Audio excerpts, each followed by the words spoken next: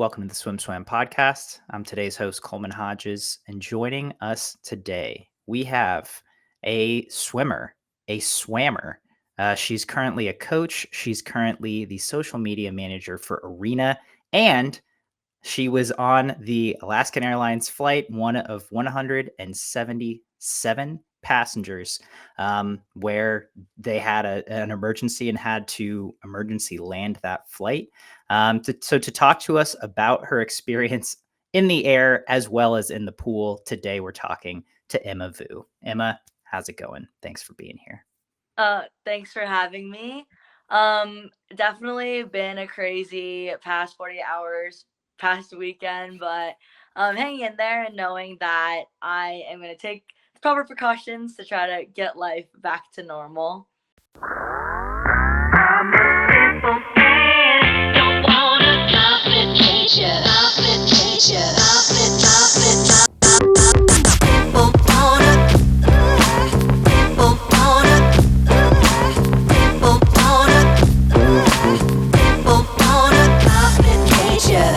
Let's just start there. It's been, like you said, this happened Friday night. It's now Monday afternoon. You've you've been on two flights since that Alaskan Airlines flight that I'm just going to give our listeners some context if they don't know. On Friday, Alaska Airlines Boeing 737 MAX 9 jet made an emergency landing in Portland, Oregon after a door-sized hole broke off of the body of the airplane. And again, Emma was a passenger on that flight. You were headed down to Southern California. Since then, you've been on two flights. So it's been, you traveled a lot this weekend, just without that incident. But how are you right now? How are you today? I know you just got back home to Portland. So how do you feel like you're processing all of this? I think it's hard because it comes in a lot of waves, and I think like certain feelings come up if I see something. Like for example, a lot of my friends are sending me like the articles of myself or like pictures that they saw me on TV, and I can't even watch that. Like I'm, like literally thinking all the time about how that happened to me because it still doesn't feel real. So I think processing it is like such a big task on its own to even recognize like yeah, that happened to me. Today was like chill morning, and then yeah, I went to the airport, and now I'm back home. I'm happy to be back home, but I have to travel again in a week. So I mean, so that's like the biggest surprise to me, as you travel for work, I travel for work. Like as someone who, uh, again, we're on the road a lot, mm, and again, you had this experience, and then the next morning got on a flight. Was What was getting back on an airplane like after that experience? yeah, I was really like nervous, honestly, but I think I just had to like fight that kind of with logic and be like, okay, this already happened to me. The odds of it happening again are very, very slim. So I was just reminding myself of that. And yeah, the reason I was going down was to visit my friends and my boyfriend and his family. So I knew I really wanted to do that. And I didn't want to just kind of be at home instead and thinking about what had happened to me. I knew that like for me personally, I needed to leave. Yeah, absolutely. And then just so going back to this, on Friday night, can you describe just again? You were going down to Southern California from Portland, visit your friends and boyfriend and his family. Can you describe what happened or your experience on this plane as this door-sized hole was eventually ripped off of the plane, and then the plane had to land back in Portland? Yeah, so for me, I was asleep because we're on the tarmac for a little bit because they were de-icing. So I fell asleep. I didn't even know we took off, honestly. But I was awoken because of the turbulence, like the feeling of the plane dropping. And I knew it was different than any other situation I've been in with turbulence because the masks had came down, like the oxygen masks. So that's when I knew we were in definitely a different kind of situation than just regular turbulence. Yeah. And then once the plane was landed, can you just describe the process that you were taken through? to get on a new flight, I think the next morning, but also just how I don't know how people act in that situation because it's so rare. Yeah, definitely. I think first, a lot of people just like instantly got up, like they just wanted to get off that plane, which obviously don't blame them at all. To then they were responded with the attendants and pilot. I'm not exactly sure, but they were like, everybody like sit down, remain calm. We're gonna do a head count. No one can leave yet. And then the paramedics came on board and they were helping anyone who had injury. And I'm not really sure what the injuries were, but I know a couple of people needed attention from the paramedics. So yeah, it was definitely very frantic trying to get off the plane. And then once we were off the plane, we were directed to guest services for Alaska. And it was a really long line. Like I was in the first third of the line, I want to say, and it still took an hour to 2 hours to get to the front. I know I've been in some lines for rental cars that have taken a long time, but I mean, I you never think about a full flight of 177 people. Yeah, That's a lot, right? a long line. Yeah. And just in the article that our Anya Pelshaw wrote when she talked to you as well, um, I couldn't believe how connected you were to swimming throughout this whole experience.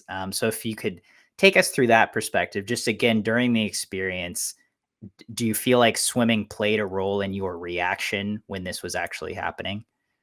Um, I would say somewhat. I think, as you know, like swimming is such a mentally demanding sport, and so a lot of times, like we as swimmers have to take like control, like 100% control of our thoughts because that is such a big outcome of how your race will turn out. So, I think a big thing that like flipped the switch in my mind, and it kind of like reminds me of swimming, I guess, is like seeing the flight attendants bring out oxygen tanks to, like people who needed it and were like hyperventilating made me think like, okay, like that cannot be me. Like I can't need an oxygen tank because I'm a healthy 21-year-old like externally. So yeah, I think that. And then just yeah, like I am connected to swimming like through arena and then through coaching part-time as well for the old club I used to swim for.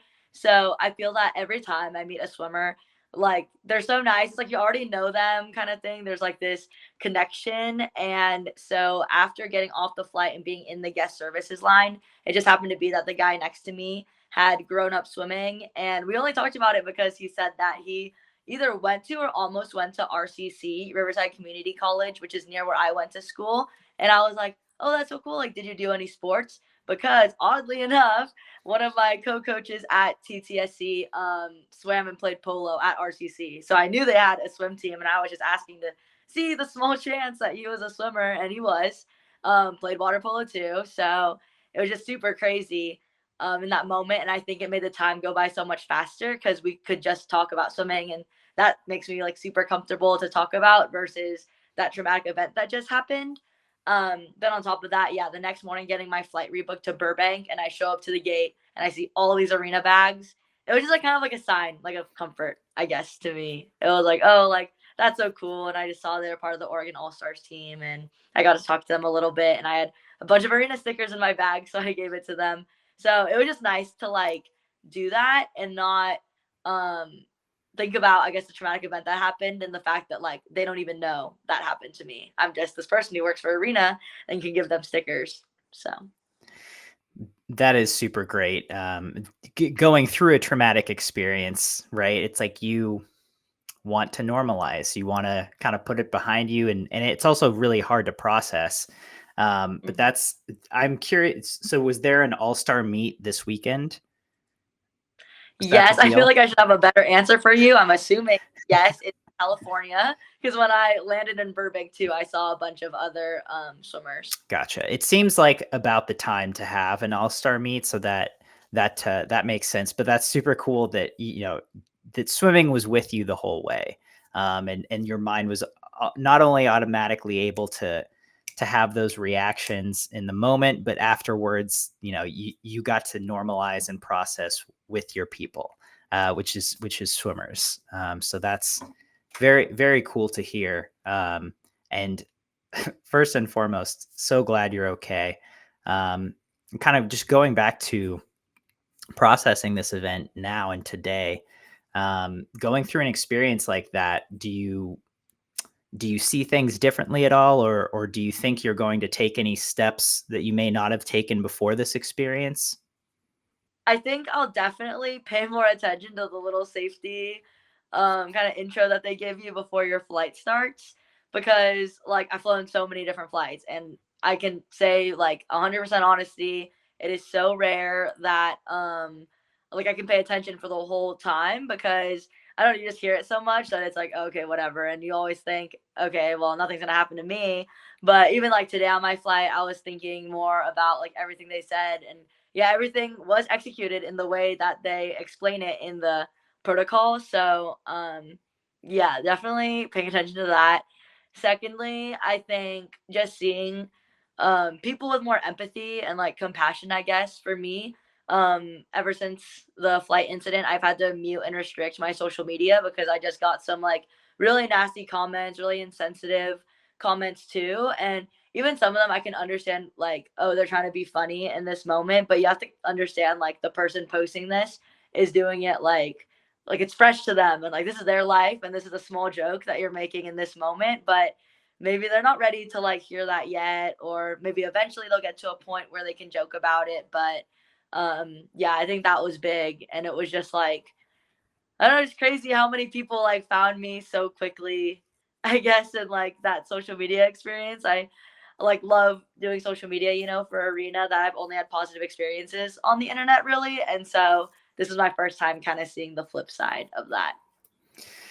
Which is an unfortunate turn of events as the result of an unfortunate event or a scary life-threatening event.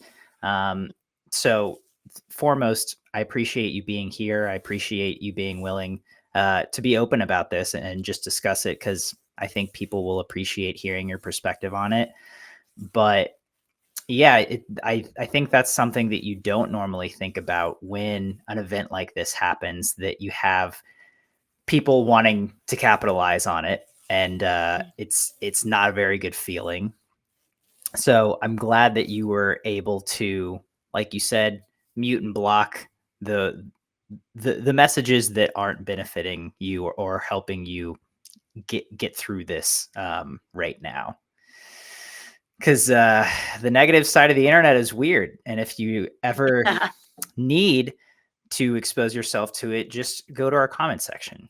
You know, I've seen a you've few. s- I think there's some on mine right now, to be honest. So they're they can be good, they can be funny, but sometimes they're quite the opposite. So it can be a real mixed bag on Swim Swam. But again, we mhm. appreciate you being here today. Len, and let's turn this conversation to swimming, which, as you said, you swam in college. You competed at University of Laverne in Laverne, California. It's crazy to me how many colleges there are, Southern California colleges there are just in like the greater Los Angeles area. Oh, seriously. How I'm just curious, how did you end up at Laverne out of all of these different colleges, which I'm sure all of them have swim teams and pools Yeah. as well, right? Right? It's Southern California, of course. Every college has a pool. So I found Laverne because I was like my junior year, I think, and I was captain of my swim team at Tigard, and I was like, oh, like I can't imagine this ending like after high school graduation. Like I want to keep swimming, and so I know I wanted to go D3, and that was for sure the best option for me. And I started with my high school coach, and I was like hey, like I want to swim in college and I'm thinking like West Coast. And he was like, oh, like my friend is the head coach at Whittier College, which is in the same conference as Laverne. The weird thing is, the head coach at Whittier College at the time that I spoke to when recruiting is now my boss at my club. So he ended up coming back to Tiger Walton Swim Club. He is from the Oregon area, and then I graduate, and I'm like, I would love to work for you, and so here we are too. So crazy story, but essentially, I ended up visiting Whittier and picked Chapman and Laverne as well to visit because they're in the same conference. So I did it like all in like spring break, I think, one of the years, and when I stepped on Laverne's campus, I really liked it. And the coach went just above and beyond during my recruiting trip. Beforehand, she set an itinerary of like, this swimmer will pick you up at this time, then you'll have lunch, and then you'll go see the pool, and then like we'll meet with this professor. So I thought that was really cool, just the level of effort. And I'm super detail oriented. So the fact that she matched my energy was awesome. So for high school swimmers, kids, even parents who might be listening right now, you said that D3, you knew that that was the best option for you, which I love. I love hearing. What made that? That can you dive into that a little bit? What made it the best option for you? Yeah, I think because I swam club like year round from the ages of 8 to 15. And then since that was yeah, through my freshman year of high school, I just realized like, dang, I don't get to hang out with my friends as much as, most people my age do. Like I really don't know if I can swim this whole year round daily doubles thing. And like the pool isn't in my city, it's like the next city over. So even though it's not like, hour commute in the morning, just like that extra time of getting to the pool. I mean, yeah, from pool to the school and like your hair's wet. And I think that really got to me as a 14, 15-year-old high school girl. So I ended up just swimming high school and it was awesome because I still stayed friends with all my club teammates and we all raced against each other kind of thing. So I realized that I really enjoyed having swimming just to focus on from November to February in Oregon is the season. And then outside of that, I could do other things. Like, for example, I tried being on the tennis team, and that was super fun and something I don't think I could have done if I stuck with club swimming. So, yeah, that's how I knew it was a good fit for me. I wanted to go swim D3 because I knew that I could do a bunch of different things along with swimming. Which I think is really good for some people, and I love that you not only had that opportunity, but allowed yourself that option and allowed yourself to have other things outside of swimming, uh, but still had swimming and still had a relationship with swimming. And look at you now; you're still involved in swimming in several ways, which is awesome. Uh, Including you coach for a club in Oregon, as well Mm-hmm. as, again, you are the social media manager for Arena. So you told us a little bit about coaching and how the circle of which through which you got hired. What made you want to coach, and how have you thought of it so far? Yeah, what made me wanna coach was when I was younger, I actually always kinda wanted to be a swim coach, like, it was kind of like a side dream job, I guess, 'cause, I knew I wanted kind of like typical, I guess, 8 to 5 kinda job, and, but I was like, "Oh, like, how would I fit coaching into my schedule if I have, like, like, some kinda corporate job?" So it worked out that Arena really let me, like, have that opportunity, but a big factor, I'll say, is that one of my teammates I grew up with on the club is also a club for this or coach for this club. And he's been coaching for a while. And every time I'd hang out with him during break, he would talk about how much he loved coaching and like funny things the swimmers would say, like the little age group swimmers. And I was like, dang, like I think I could be a really good coach. Like I was wanting to coach when I was younger. I think a lot of that motivation comes from thinking of like things my coach would make us do and be like, oh, like if I was the coach, I would make this so much better. So yeah, I've just loved the experience so much. I'm really close with the swimmers, not only in my squads, but the other squads. So they've been a huge, huge support during this all. Like their parents have reached out to me, they've reached out to me. It's just like a super fun environment. And I don't know, I feel like age group swimming was some of like the best years, like most fun years of my life. I don't want that to sound like I peaked in elementary school, but it was just so much fun. And I want to help create those memories with the next generation of swimming. Absolutely. I mean, I think those are obviously foundational as well as the most fun, right? I mean, it's like before you're really working hard, Mhm. and that can be fun as well. But you know, you're playing the games to practice ratio time is the highest it's ever going to be at that point. I mean, how do you They not? don't know You're that. right. How do you not have a ton of fun with that? Yeah. Well, that's so great that you're able to go. What age group do you coach, and how big is the Um, club team? our club is on the smaller side. I'd say definitely under 200 swimmers. Yeah, it's always been smaller since I've been on it, and I coach an 8 to 10-year-old group, and then like 11 to 14s. So some of my 10 and unders are like getting their first state cut. They're like, oh my Mm. gosh, like so exciting, which it is exciting, but it's just like crazy that they have no idea, like the huge world that could be out there for them swimming wise. I feel like every swimmer knows the exhilaration of getting that first cut, right? Yeah. Whether it's whatever meet your LSC has, we called it Division Ones, I think, but the LSC champs, the Mhm. state cuts, the JO cuts, whatever it is, it's like everyone remembers that first cut. Yeah. That's an excitement that I think is pretty paramount, and it's like at the cornerstone of swimming excitement for age groupers.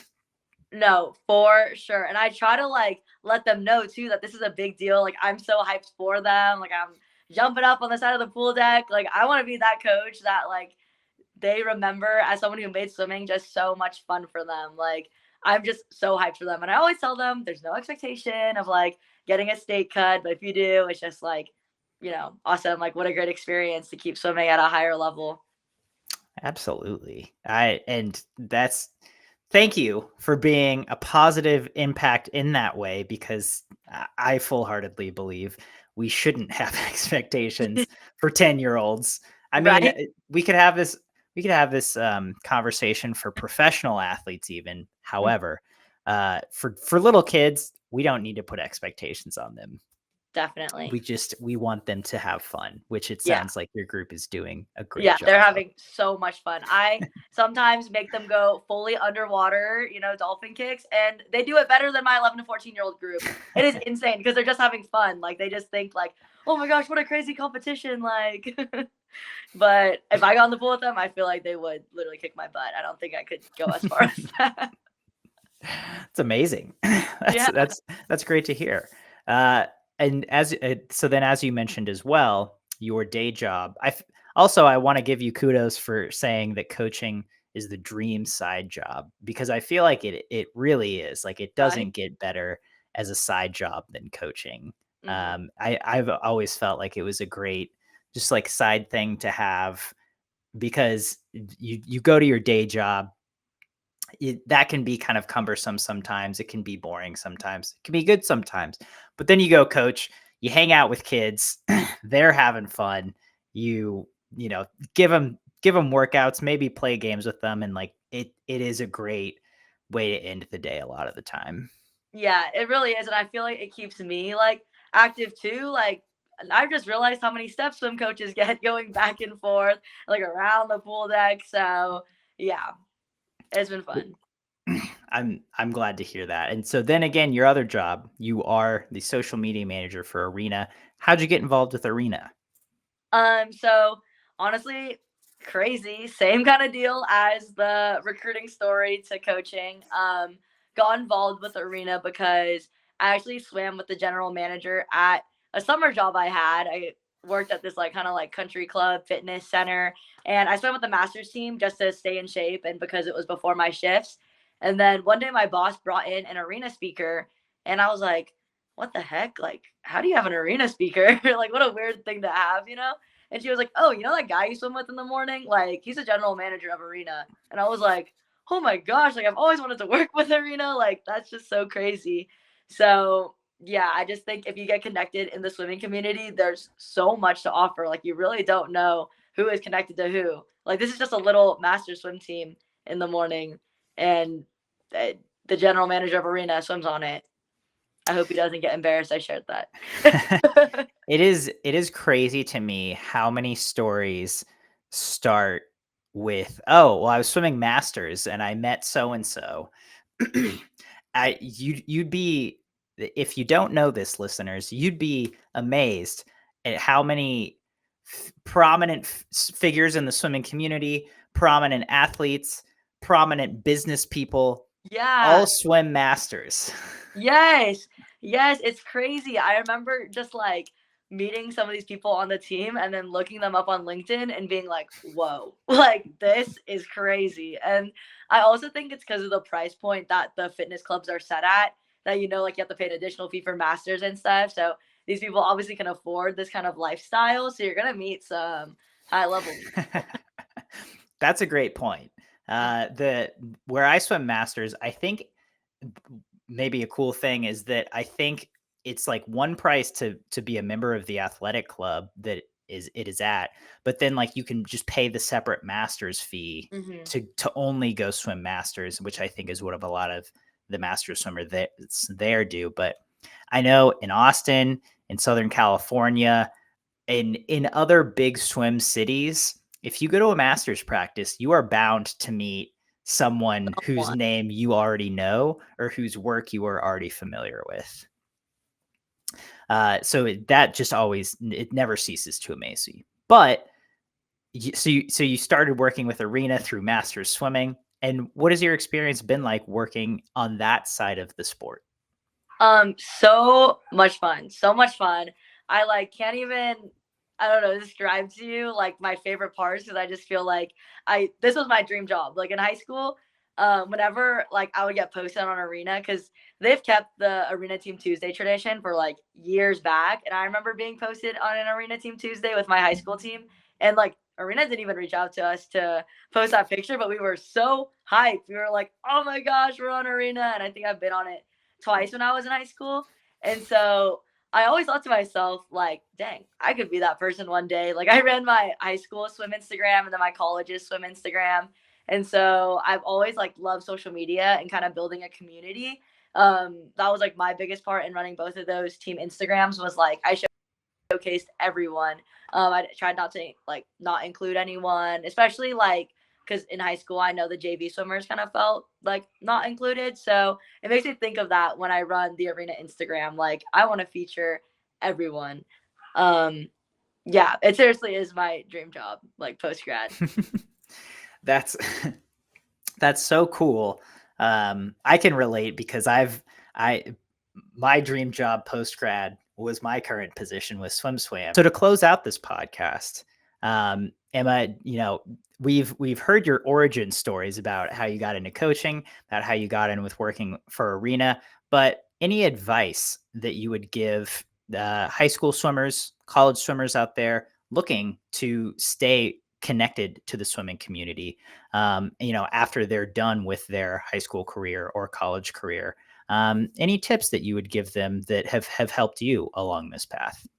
Definitely. I think as I just talked about like how I got my job with coaching and Arena, it's really all about who you know. And I know everyone always says that, but it is so true and especially in the swimming world because like I said like those two connections were made purely through swimming, so it's so crazy to think about how small the swimming community really is.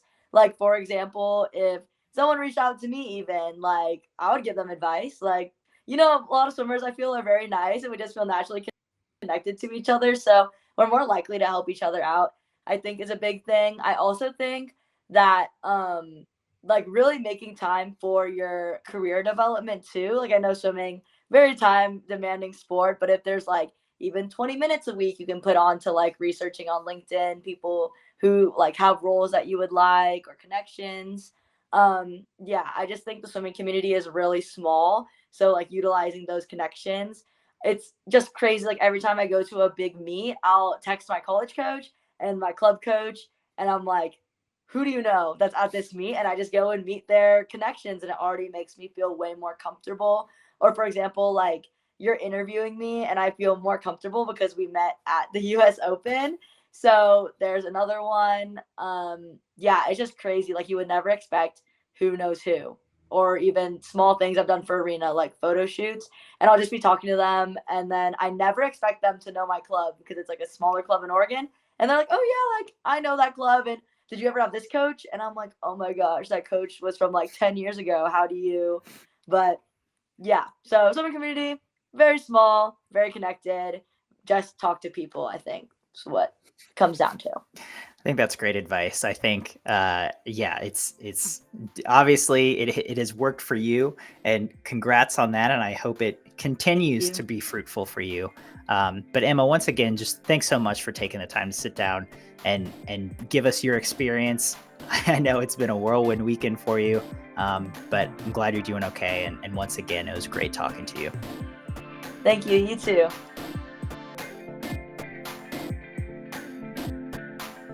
You've been listening to the Swim Swam podcast. Stay tuned for new episodes every week. You can take Swim Swam podcast on the go by subscribing on your favorite podcast platform. Look for links in the description below, and be sure to subscribe to our YouTube channel for more videos as well.